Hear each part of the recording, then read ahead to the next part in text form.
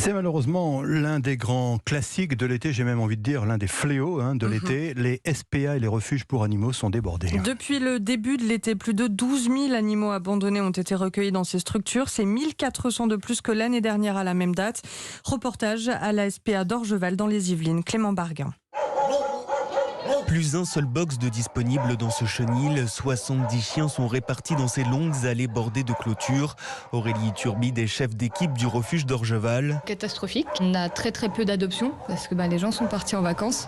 Malheureusement, les demandes d'abandon, elles ne cessent pas. On n'arrive plus à prendre en charge et c'est très compliqué pour nous moralement et pour les animaux aussi. Des demandes d'abandon qui se multiplient en cette période estivale, que ce soit pour des chiens ou des chats. Chaque jour, il y en a près d'une dizaine. La grande majorité d'abandons, ce sont des personnes qui ne sont clairement pas responsables.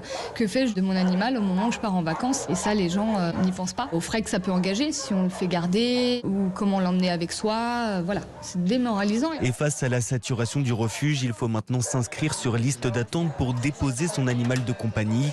Et ça, certains propriétaires ne veulent pas l'entendre. Valérie est agent animalier. Ce qui est assez dur, c'est de retrouver les animaux devant notre portail. Les boîtes de transport ou sacs de transport avec un chat dedans, il y a ça, les chiens accrochés au portail aussi. Si on ne prend pas les demandes d'abandon, c'est uniquement parce qu'on n'a pas de place. L'abandon d'un animal est puni de 3 ans d'emprisonnement et 45 000 € d'amende. C'est toujours bon de le rappeler. Merci Clément Barguin.